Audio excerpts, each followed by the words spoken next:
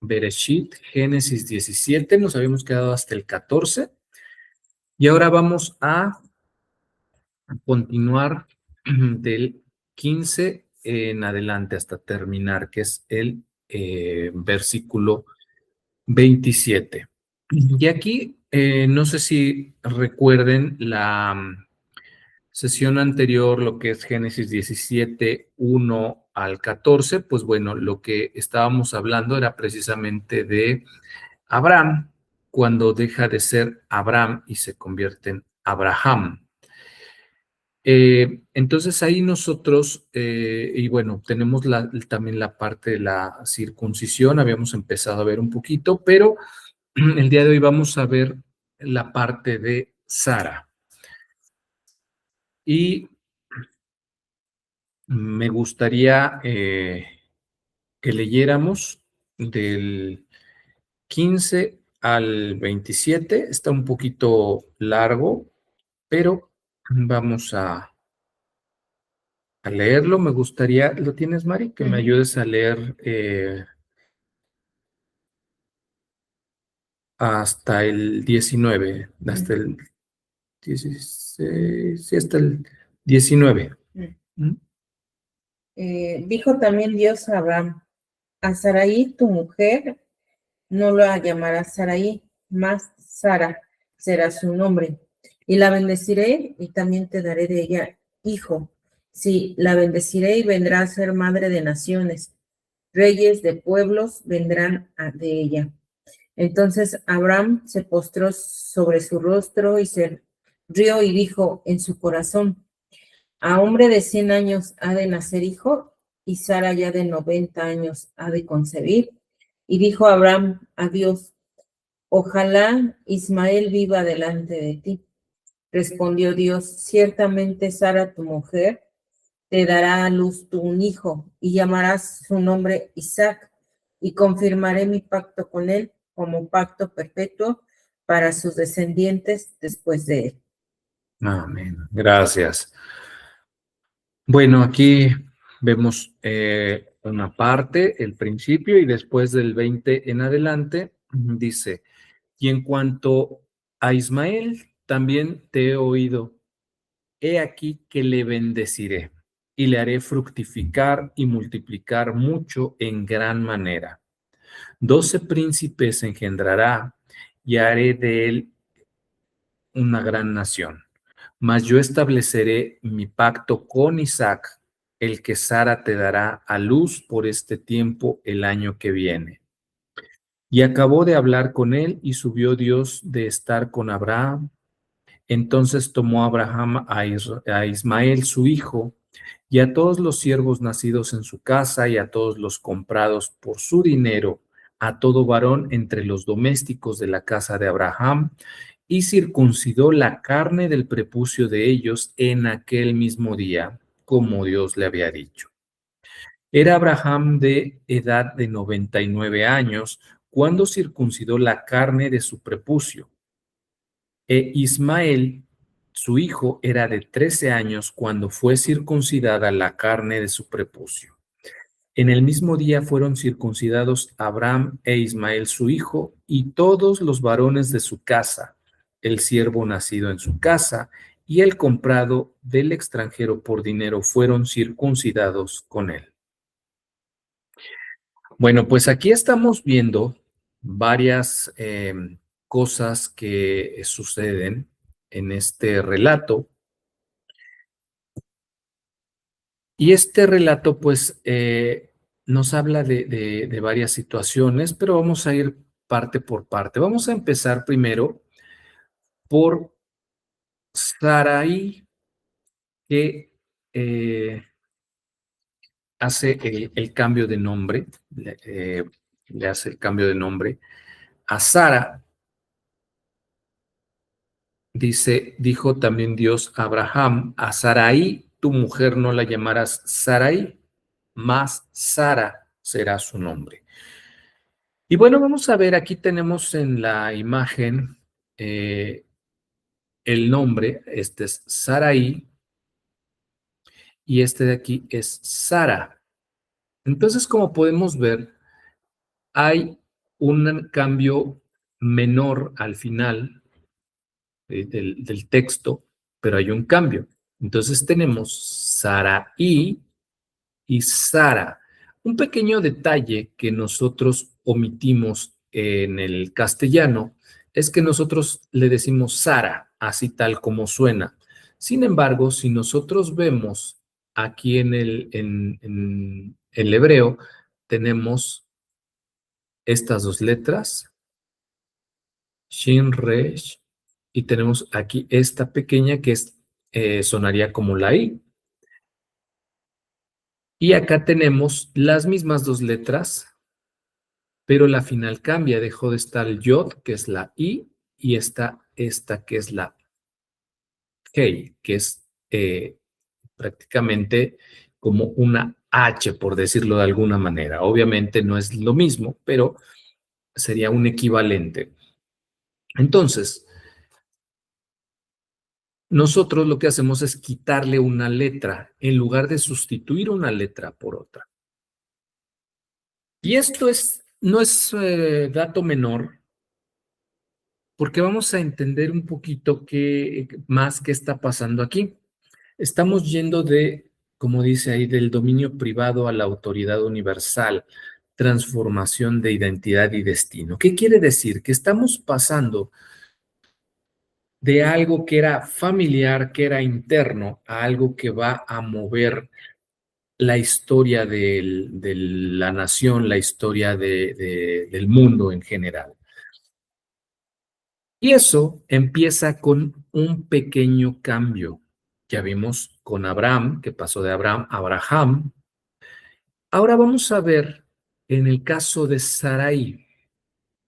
Si nosotros hacemos la traducción, proviene de una raíz que es Sar, que son estas dos primeras letras. Sar significa príncipe, jefe o gobernante. Sar. Incluso hemos oído esa palabra, el zar de tal lado, ¿no? Y lo relacionamos con alguien que tiene un puesto importante. Entonces estamos viendo que es príncipe, jefe o gobernante. Obviamente es un puesto importante, pero pequeño detalle. Nosotros vemos que el sufijo, esta pequeña letrita que vemos después, la yod, significa mi, es posesivo. Entonces, el nombre de Sarai es mi princesa. ¿Y qué pasa cuando le quitamos la yod y le ponemos la hei? Bueno, en lugar de Sarai, ahora es Sara, pero tenemos, recordemos, al final nosotros lo hacemos con una H, pero en el hebreo se está poniendo otra letra que es la hei. Entonces, tenemos Sara y estamos quitando el posesivo de mi princesa. Y esto simplemente es princesa. No sé si alcanzamos a notar aquí el cambio, que cuando decimos mi princesa es, pues no exactamente de mi propiedad, pero sí está dentro de mi clan familiar, dentro de mi círculo cercano. Y cuando decimos princesa, ya hablamos de algo que va más afuera, más a lo externo, a lo exterior.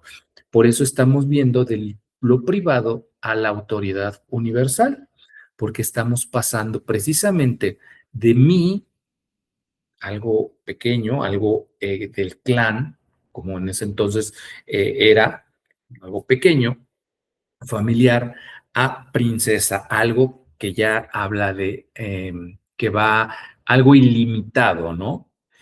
Entonces, aquí estamos viendo que se elimina el posesivo y cuando nosotros eliminamos ese mi y decimos princesa, también podemos relacionarla con princesa o noble, porque ya estamos quitándole ese diminutivo, bueno, ese posesivo, perdón, que hace, limita.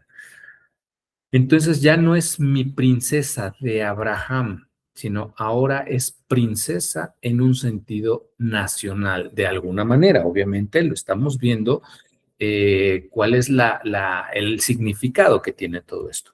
Ahora, vamos a ver también que algo similar sucedió con el nombre de Abraham por Abraham.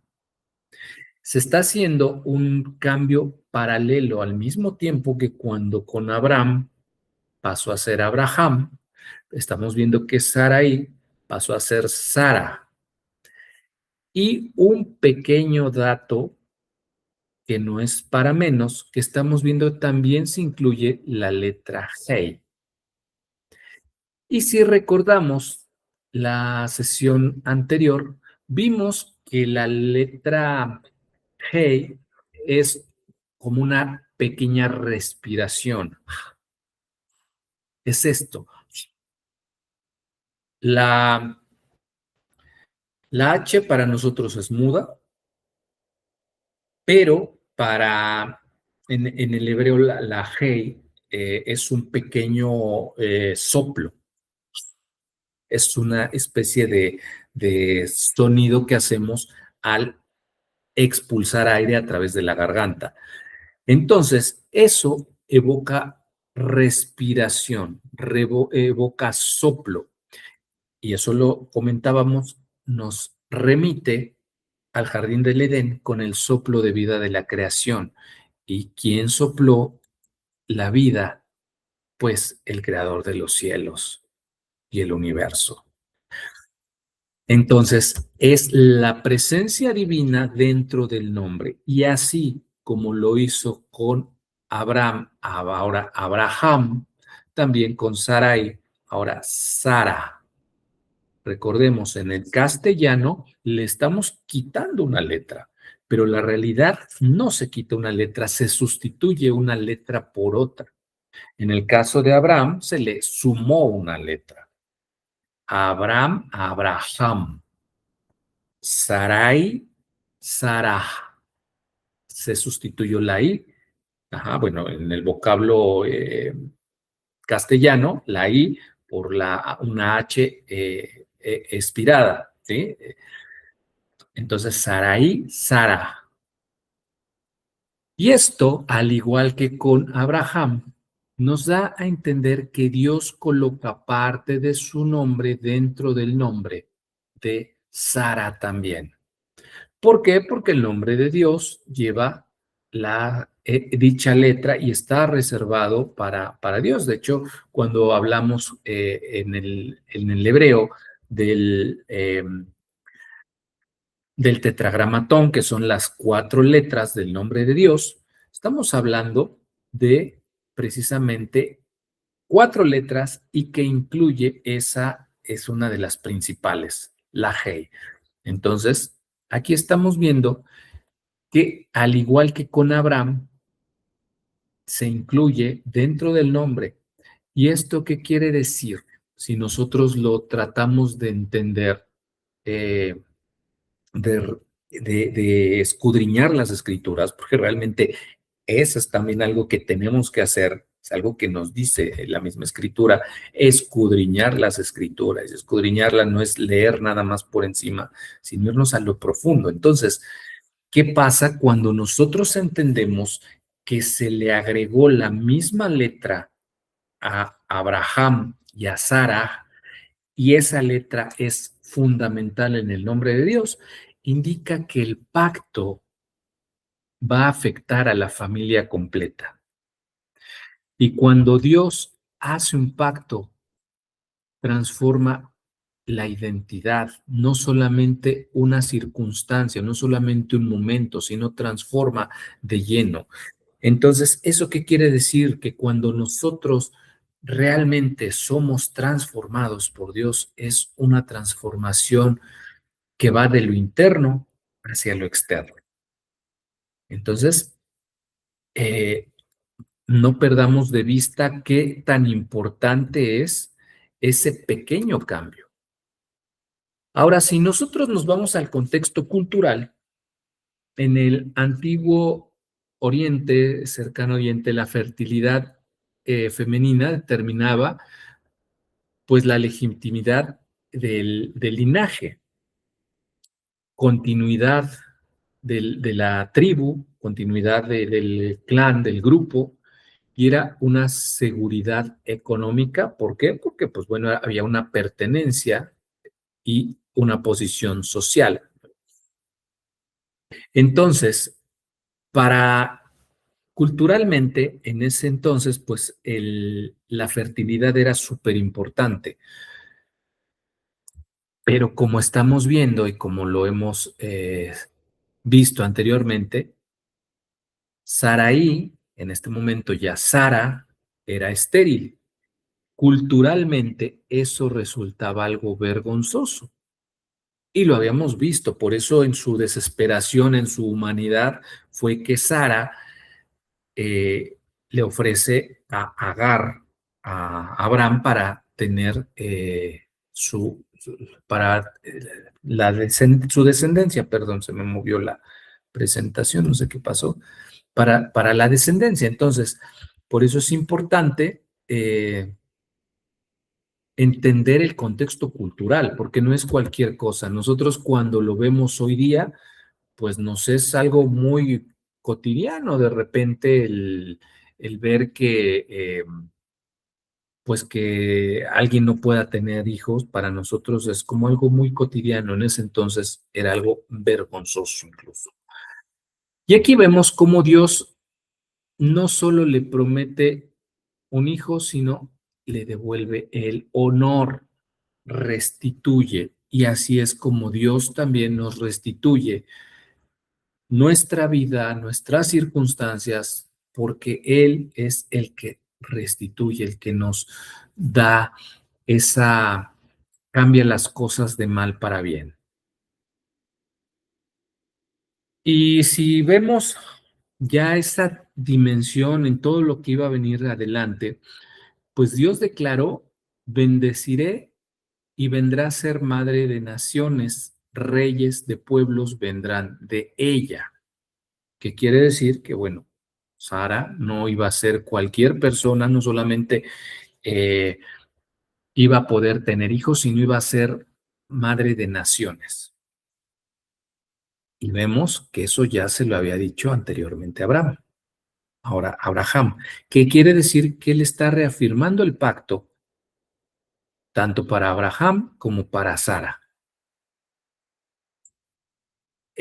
Aquí podemos ver un dato interesante y que incluso está a lo mejor hasta entre líneas escondido, porque podemos ver que aquí hay un equilibrio entre la narrativa que de repente decimos es 100% patriarcal.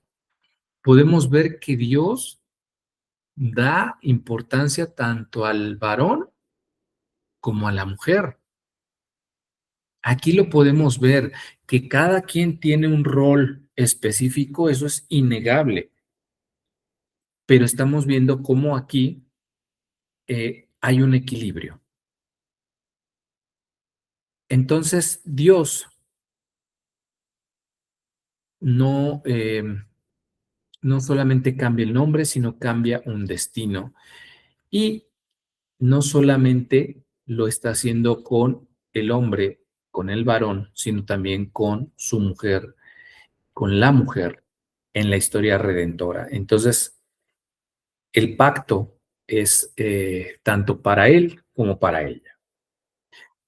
Y si seguimos adelante en el relato, pues vamos a ver que habla de Yitzhak, Isaac. Y vamos, vemos que es una promesa que nace en medio de la risa.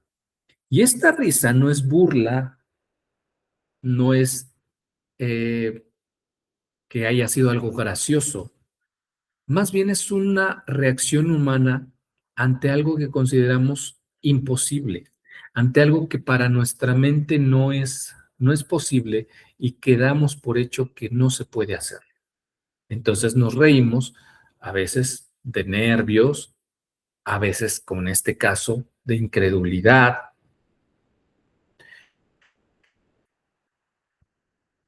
Entonces, el nombre de Isaac, Itzhak, él reirá.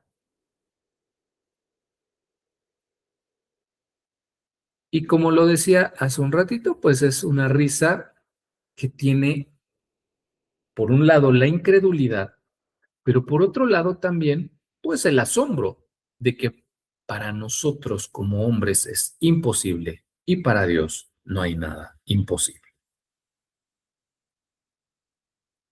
Entonces vemos que hay una promesa que excede la conciencia humana, la lógica humana, y hay una continuidad de ese pacto. Entonces, la risa de Abraham revela la tensión entre la lógica humana y la fidelidad divina. Entonces, pongamos el contexto. Abraham tiene 99 años, Sara 90. No es cualquier cosa, no eran unos chiquillos. Ambos sabían que ya era humanamente imposible. No solo en la cultura antigua, sino incluso en la cultura moderna, pues bueno, ya la fertilidad a avanzada edad es prácticamente algo difícil de que se dé. Entonces, eso solamente le corresponde a Dios, hacer de lo imposible algo posible.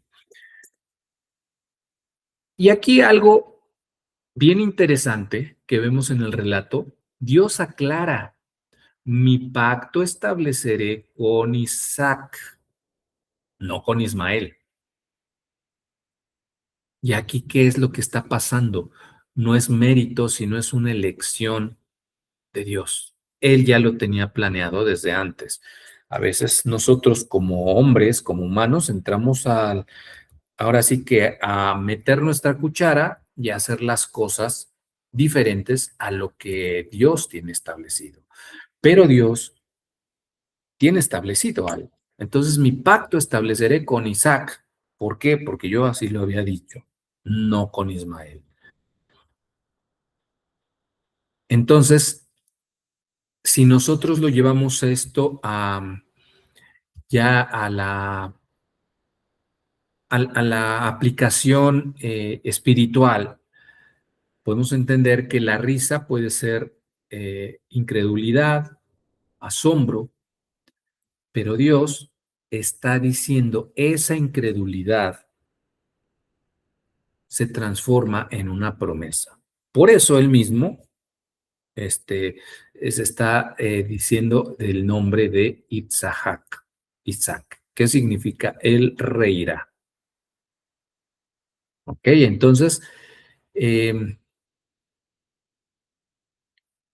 vamos a seguir adelante. Bueno, y aquí vemos precisamente, Dios escucha, pero el pacto sigue una línea específica. Y vamos a entender esto que acabamos de decir hace un momentito. La distinción entre bendición y pacto. Una cosa es el pacto y otra cosa es la bendición, ¿sí?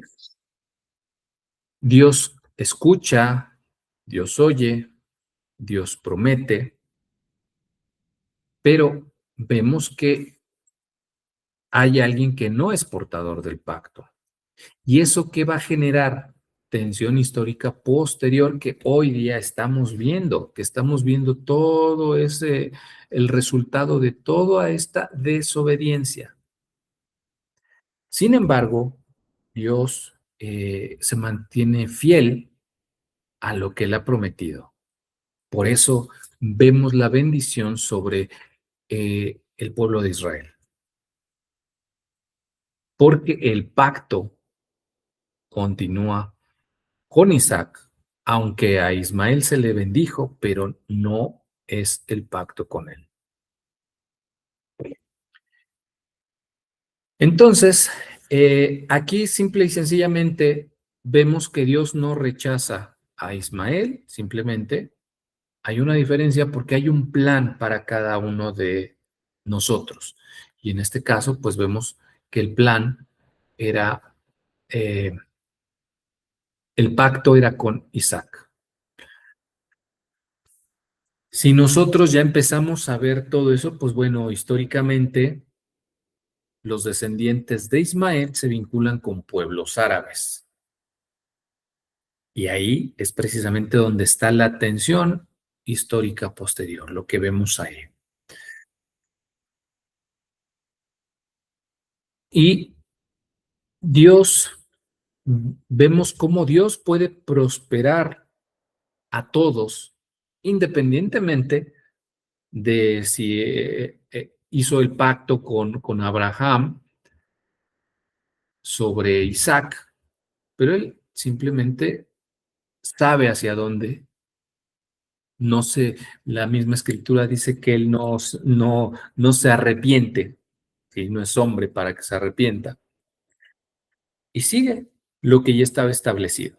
Y así sucede todo el tiempo. Hoy día, cuando Dios ya dice algo, es porque ese algo ya está en el corazón de Dios y se va a cumplir de una o de otra manera. Entonces hay que entender que Dios ama, pero cuando Él ya tiene un plan, es como hay que seguir adelante y sigue adelante con ese plan, ¿no? Entonces, ¿qué es lo que tenemos que hacer nosotros? Y a veces aquí es donde tenemos un conflicto enorme, la obediencia. Qué difícil es obedecer. Es dificilísimo para muchas personas, para muchos de nosotros, la obediencia. Y aquí vemos algo interesante. El pacto carnalmente se está haciendo, como lo veíamos la sesión anterior, por medio de la circuncisión. Y si nosotros vemos en la cultura de aquel entonces, se ha visto que la circuncisión existía en algunos otros pueblos, pero no era de manera ritual, así como de pacto, como se hizo, como lo estamos viendo en las escrituras. Entonces aquí hay una pequeña diferencia. Ya se está hablando de entrar en un pacto por medio de esa, de ese, de la circuncisión. Ahora, las edades son importantes. ¿Por qué creemos que las escrituras nos dicen qué edad tenía cada uno? Porque es importante. Si no, no nos dijera la edad, pero sí nos dice la edad. Abraham, ya casi 100 años, Ismael, 13 años. ¿Esto qué quiere decir? Que hay una responsabilidad espiritual en el pacto para entrar en pacto desde pequeños hasta grandes. Entonces, es obediencia de todos. Y eso a veces se nos escapa. A veces leemos estos pasajes y los leemos y nada más nos centramos en que le cambió el nombre y ya, y que de ahí surgió una gran nación, pero no nos detenemos a ver pequeños detalles como este, ¿no? O sea, fue obediencia inmediata, no fue de que espérame tantito o que el niño cumpla la mayoría de edad o que no. O sea, fue inmediata y fue todo el pueblo. Entonces, vemos qué tan importante es la obediencia y vemos que un conflicto surgió por una desobediencia, que ya estamos entendiendo, tratando de entender por qué esa desobediencia se dio, pero a final de cuentas fue una desobediencia, ¿no? Entonces, es toda la casa participa, es una señal corporal permanente y obedece a la obediencia inmediata. Entonces, el texto dice en ese mismo día. No hubo negociación, como decía hace un rato, no es de que dame un momentito y lo hacemos fue ya. Entonces, esos son detalles que nosotros tenemos que aprender como creyentes, como hijos como insertados en ese olivo, debemos aprender de todo esto. No solamente aprendernos la historia, porque si lo aprendemos así como a mí, yo lo he de reconocer, me llegó a pasar, eh, lo aprendí como una eh, historia, pero cuando lo aprendemos y lo escudriñamos y empezamos a ver la profundidad que tiene, entendemos mucho más las escrituras. Y bueno, para ir cerrando, algo que Dios le dice a Abraham, y creo que hoy día es muy sabido y muy repetido este fragmento: bendeciré a los que te bendigan, y en ti serán benditas todas las familias de la tierra. Si nosotros vemos esto desde la perspectiva hebrea, Abraham no es solamente el patriarca de una etnia, es el canal del propósito de redención universal. ¿Sí? Y aquí vemos, esto lo vamos a ver un poquito más adelante, me estoy anticipándome un poquito sabiendo de que pues es muy conocido la situación que sucedió en Sodoma, y vemos cómo hay alineación contra oposición. Vamos a ver que hay obediencia y desobediencia. Entonces, Abraham, al ser obediente, al tener fe en Dios, creerle a Dios, pues bueno, está haciendo un propósito de redención hacia todos los demás. Entonces, repito aquí la parte de Sodoma. Sodoma no es destruida solo por inmoralidad sexual, porque generalmente nosotros nosotros lo vemos de esa manera, ¿sí? Nosotros lo relacionamos generalmente así, ¿no? Que Sodoma se destruyó por inmoralidad sexual, pero vemos que algunos fragmentos de la Biblia, pues hablan de soberbia, de abundancia egoísta, de indiferencia, de corrupción, ¿sí? O sea, no es nada más eso. Tal vez es lo que más nos llama la atención, pero no es solamente la inmoralidad sexual, sino otras cosas. Entonces, cuando nosotros vemos todo eso en términos culturales, del antiguo cercano oriente, como se le llama, es Sodoma representa una ciudad que rechaza la hospitalidad, que es un valor sagrado. Nosotros lo vamos a ver cuando Abraham recibe una visita y es muy servicial, lo vamos a ver. Entonces, la hospitalidad, vamos a ver por qué, o sea, por qué estoy diciendo que es un valor sagrado, ¿no? En Sodoma, pues bueno, se rechaza la hospitalidad al extranjero, la justicia. ¿Qué es lo que se está rechazando? El modelo de Dios. Y vamos a ver así rápidamente, pues, un contraste entre Abraham. Vemos que hay hospitalidad, intercesión. Esto me estoy adelantando un poquito de lo que vamos a ver próximamente. Pues bueno, la intercesión por Sodoma, bueno, lo vamos a ver, creo que la próxima semana lo vamos a ver, pero intercesión, justicia, y él está tratando de alinearse con Dios. En cambio, en Sodoma vemos violencia, corrupción, soberbia, rebelión. Entonces aquí hay un principio que pues es alinearnos o resistirnos a lo que Dios nos dice, a lo que es correcto. Y viendo lo que decía hace un rato de de las tensiones posteriores que se están dando hoy, pues bueno, estamos viendo que no solamente es, eh, ¿cómo se puede decir? No solamente tiene que ver con la parte espiritual, sino ya tiene que ver con la parte incluso social y política, esa desobediencia y esos problemas que se dan.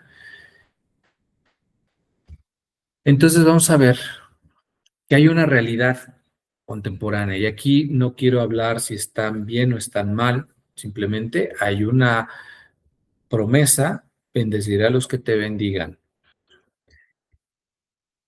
Y aquí la realidad es que estamos viendo pueblos, naciones, personas que apoyan y pueblos, naciones y personas que condenan a Israel como nación, como pueblo, por lo que sea. Aquí no es el juzgar, pero sabemos que todo esto viene de tiempo atrás. Entonces, aquí vemos implicaciones muy profundas en todo esto, ¿no? Entonces, la escritura, la Biblia, no niega que todo esto trasciende a lo político, pero sin entrar en debates o en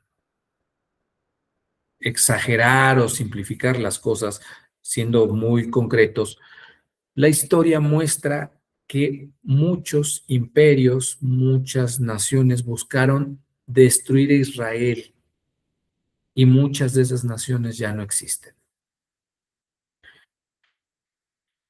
Y también la escritura, y no solo en la escritura, vamos a ver otros textos como Flavio Josefo y algunos otros que existen y que son documentos se, que la historia, los historiadores lo aceptan como algo real.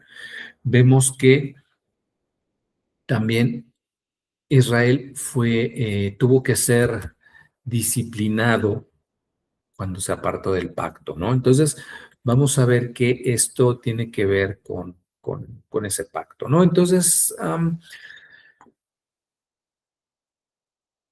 debemos de entender que para nosotros lo más importante no es condenar, ni es pelear, sino más bien es poner siempre en oración, pero preguntarnos a nosotros mismos, porque todo eso empieza en ti, empieza en mí, empieza en cada uno de nosotros. ¿Estoy alineado con el propósito de Dios? ¿Bendigo lo que Dios ha establecido o rechazo y me resisto a su voluntad?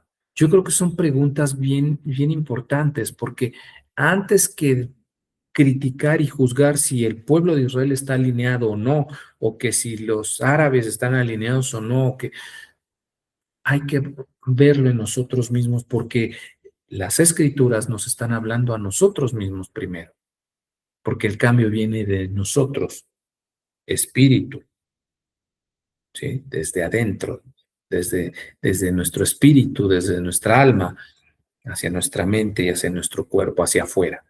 Entonces es bien importante porque esto es espiritual y personal más que geopolítico, porque de repente pensamos que lo geopolítico está dictado por la Biblia y bueno, sí, en la Biblia se habla, en las escrituras se habla, pero las escrituras nos hablan a nosotros, te hablan a ti, me hablan a mí como seres individuales, independientes, nos hablan a cada uno de nosotros. Entonces, eh, Dios pues nos revela esto a través de su palabra y vamos a ser luz para las naciones, como fue mandado. Hacer luz para las naciones, o lo que es Or Lagoyim. Y este de Or Lagoyim, es que de repente se apaga la pantalla. es no un fin, sino somos un canal. Y eso es importante, mi estimado amigo, hermano, hermana, es importante. No somos un fin, sino un canal de bendición, un canal de luz para los demás, para las naciones. Entonces, Or, que sería como se escribe esa palabra, pues significa luz, revelación y dirección. No es solamente luz. Textualmente sí es luz, pero ya desde la conciencia hebrea, desde el entendimiento hebreo, no solamente es eso, sino también una iluminación hacia nosotros como revelación y tener dirección. Todo esto implica revelación divina, orden frente al caos, vida, dirección moral, ¿sí? Recordemos que eh, en Bereshit, la primera declaración de creación fue Yehijor, sea la luz, ¿sí? Entonces, es sea la luz. Es lo primero. La luz precede incluso a los astros. Primero fue la luz antes que los astros, que las estrellas, ¿sí? Entonces, es un principio espiritual, más que físico. Ahí estamos viendo que es espiritual, porque tiene que ver con la luz de Dios. Entonces, también otro término es Goyim, o la Goyim. Pues bueno, es la conjunción ahí, pero Goyim son naciones y pueblos. Y esos naciones o pueblos, estamos hablando de un llamado que también se da en las escrituras, que dice que va a ser una nación santa.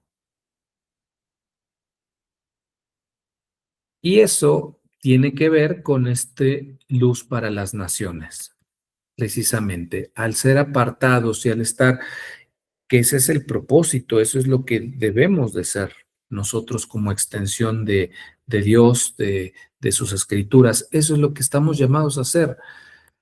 Nación santa, separada para reflejar la luz de Dios a los demás. Entonces, yo creo que aquí es importante entender cuál es tu asignación en este lugar, cuál es nuestra asignación en este lugar.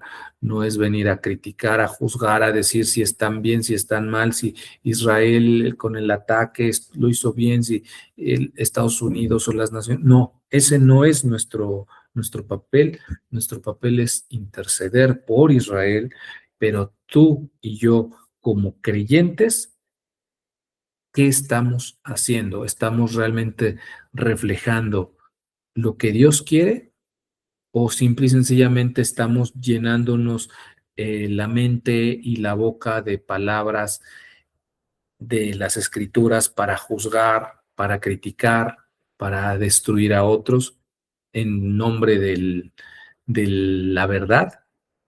Creo que esa es la pregunta profunda, ¿no?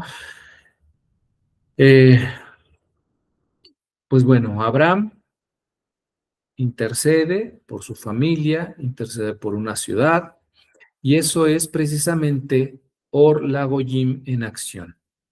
Es interceder ante Dios por otros, no juzgar a otros, no decir si son o dejaron de ser, si en Sodoma eran como, no, simplemente interceder ante Dios por las personas que están en ese lugar. Jesús, Yeshua, no solo vino para Israel, sino vino para restaurar a Israel y extender su luz a las naciones. Entonces, con esto cerramos con Orla Goyim, luz para las naciones, y no es solamente Israel. Israel ha sido luz por medio de las escrituras que han llegado a todos los lugares, pero ahora nosotros tenemos que ser testigos en Judea, Samaria y en lo último de la tierra. Donde estás tú, donde estoy yo, donde estamos nosotros, debemos de preguntarnos, ¿realmente reflejamos la luz de Dios? ¿Somos puente o somos un muro? ¿Iluminamos o generamos oscuridad? No es la pregunta quién está haciéndolo mal, sino más bien yo qué estoy haciendo, lo estoy haciendo alineado a las escrituras o lo estoy haciendo bajo mis propias fuerzas, bajo mi propia creencia.